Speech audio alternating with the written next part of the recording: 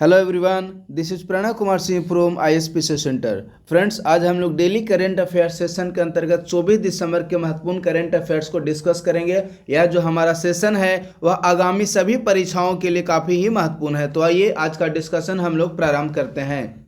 पहला टॉपिक है वेद विज्ञान एवं संस्कृति महाकुंभ। देखिए, यह जो वेद विज्ञान एवं संस्कृति महाकुंभ है, इसका आयोजन उत्तराखंड के हरिद्वार में गुरुकुल कांगड़ी विश्वविद्यालय द्वारा स्वामी दयानंद सरस्वती की 200वीं जयंती तथा स्वामी श्रद्धानंद के बलिदान दिवस के अवसर पर आयोजित किया गया है। अर्थात यह जो वेद विज्ञान एवं संस्कृति महाकुंभ है, इसका आयोजन गुरुकुल कांगड़ी विश्वविद्यालय द्वारा उत्तराखंड के हरिद्वार में किया गया है। नेक्स्ट टॉपिक है जुआरी ब्रिज। यह जो जुआरी ब्रिज है, इसका उद्घाटन गोवा में किया गया है और जुआरी ब्रिज देश के दूसरे सबसे लंबे केबल वाले 8 लेन वाला पुल है। तो आप लोग इसे भी याद रखिए कि जुआरी ब्रिज का उद्घाटन गोवा में किया गया है और जो जुआरी ब्रिज है वह देश के दूसरे सबसे बड़े के लंबे केबल वाले 8 लेन वाला पुल है। और यह जो जुआरी ब्रिज है वह उत्तरी गोवा को दक्षिणी गोवा के मध्य जोड़ता है। नेक्स्ट टॉपिक है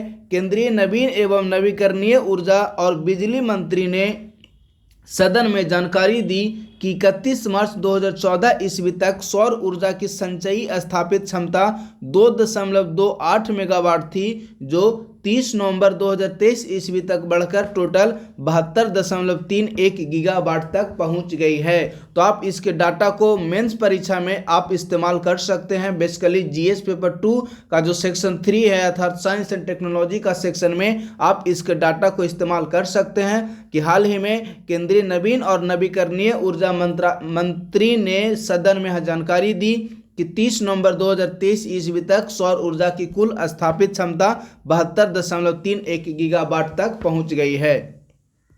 नेक्स्ट टॉपिक है भारत सरकार और एडीबी एशियन डेवलपमेंट बैंक से संबंधित।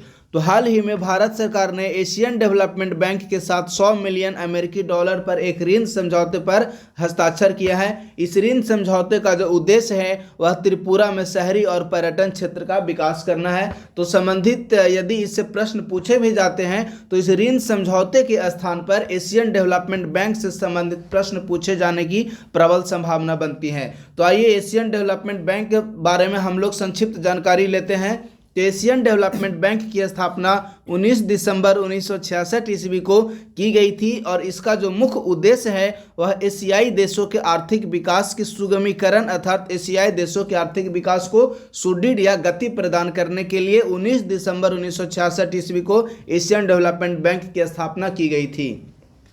इसका हेडक्वार्टर या मुख्यालय फिलीपींस के मनीला में अवस्थित है और जब एशियन डेवलपमेंट बैंक की स्थापना हुई थी उस समय इसमें मात्र 31 सदस्य देश थे, लेकिन वर्तमान समय में टोटल 68 सदस्य हैं, जिसमें कि 49 सदस्य एशिया पैसिफिक से और 19 और सदस्य हैं जो कि अन्य क्षेत्र से हैं। यदि भारत एवं एशियन डेवलपमेंट बैंक की स्थापना की बात करें तो भारत जो है वह एशियन डेवलपमेंट बैंक का संस्थापक सदस्य है। वर्तमान समय में एशियन डेवलपमेंट बैंक में भारत का 6.3% का शेयर है। तो आप लोग इसे याद रखिए, भारत के पास एशियन डेवलपमेंट बैंक में टोटल 6.3% का शेयर है, जो कि तीसरा सबसे बड़ा है। पहला है अमेरिका और जापान, दूसरा चीन, तीसरा भारत 6.3%। चलिए नेक्स्ट फैक्ट्स की ओर हम लोग मूव करते हैं। तो वह है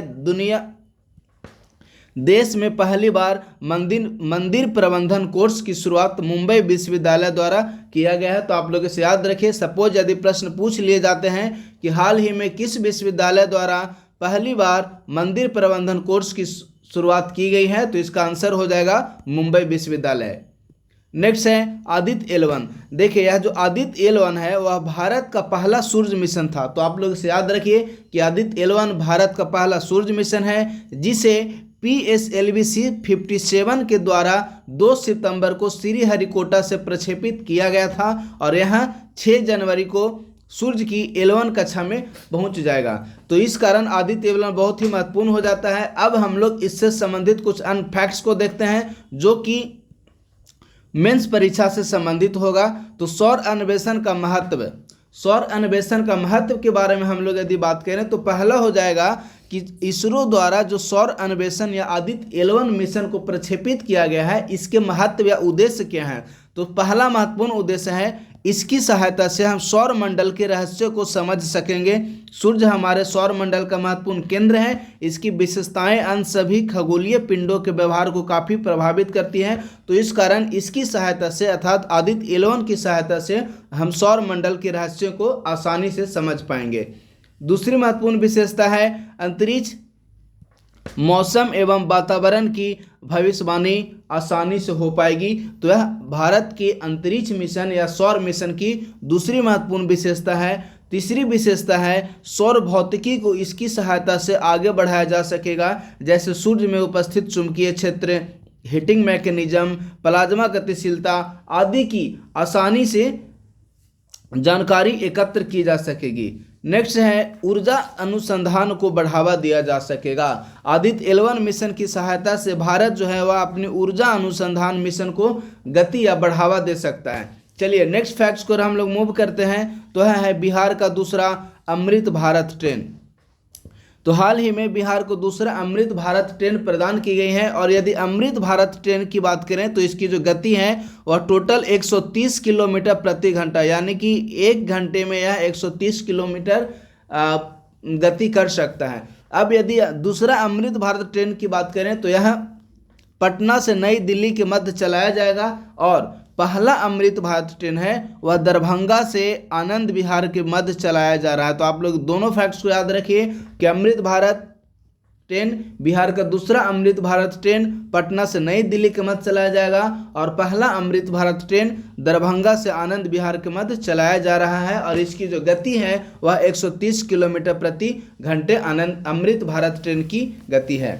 नेक्स्ट फैक्ट है टिनियन द्वीप। तो टिनियन द्वीप हाल ही में काफ़ी न्यूज में रहा है। इसके महत्वपूर्ण कारण है कि अमेरिका ने हाल ही में इस द्वीप पर सैन्य एयरबेस बनाने का निर्णय लिया है। तो इस कारण टिनियन द्वीप हाल ही में काफ़ी न्यूज या समाचारों में रहा है। तो टिनियन द्वीप है वह प्रशांत महासागर के उत्तरी मैरियाना द्वीप समूह का एक भाग है जो कि प्रशांत महासागर में अवस्थित है। अब यदि इसके कुछ हिस्टोरिकल फैक्ट्स या ऐतिहासिक फैक्ट्स की बात करें तो वर्ल्ड वार 2 अर्थात द्वितीय विश्व युद्ध के पहले इस टिनियन द्वीप पर जापान का नियंत्रण था, लेकिन द्वितीय विश्व युद्ध की समाप्ति के उपरांत या अमेरिका द्वारा जापान पर परमाणु बम गिराए जाने के उपरांत जैसे ही जापान की पराजय हुई वैसे ही अमेरिका ने जापान से 3 द्वीप टिनियन, सैपन और गुआम द्वीप को अपने नियंत्रण में ले लिया। तो इस कारण आप लोग इसे याद रखिए कि हाल ही में अमेरिका ने टिनियन द्वीप पर सैन्य एयरबेस बनाने की घोषणा की है। चलिए नेक्स्ट फैक्ट है घड़ियाल संरक्षण केंद्र। तो हाल ही में बिहार के गंडक नदी में घड़ियाल संरक्षण केंद्र बनाने का निर्णय लिया गया है। तो आप लोग इसे याद रखें कि घड़ियाल संरक्षण केंद्र जो कि भारत का दूसरा घड़ियाल संरक्षण केंद्र होगा। तो आप लोग इसे भी याद रखें कि भारत का दूसरा घड़ियाल संरक्षण केंद्र बनाने का निर्णय हाल ही में बिहार के गंडक नदी में लिया गया है और देश में सर्वाधिक घड़ियाल की संख्या है वह चंबल नदी में मिलते हैं। और यदि दूसरा सर्वाधिक घड़ियाल की बात करें तो जो दूसरा सर्वाधिक घड़ियाल है वह गंडक नदी में मिलता है। तो आप लोग दोनों फैक्ट्स को याद रखिए कि भारत का दूसरा घड़ियाल संरक्षण केंद्र गंडक नदी में बनाया जाएगा और दूसरा कि देश में सर्वाधिक घड़ियाल की संख्या चंबल नदी में मिलते हैं। नेक्स्ट फैक्ट है सीतामढ़ी स्थित पुनौरा धाम मंदिर। तो देखिए हाल ही में बिहार सरकार ने सीतामढ़ी स्थित पुनौरा धाम मंदिर को पर्यटक स्थल के रूप में विकसित करने का निर्णय लिया है। तो आप लोग इसे याद रखिए। सपोज यदि प्रश्न पूछ लिए जाते हैं कि बिहार में किस जिले में पुनौरा धाम मंदिर अवस्थित है जिसे कि हाल ही में बिहार सरकार द्वारा पर्यटक स्थल के रूप में विकसित करने का निर्णय लिया गया है, तो इसका आंसर हो जाएगा सीतामढ़ी जिला। नेक्स्ट फैक्ट्स है पीएम कुसुम योजना।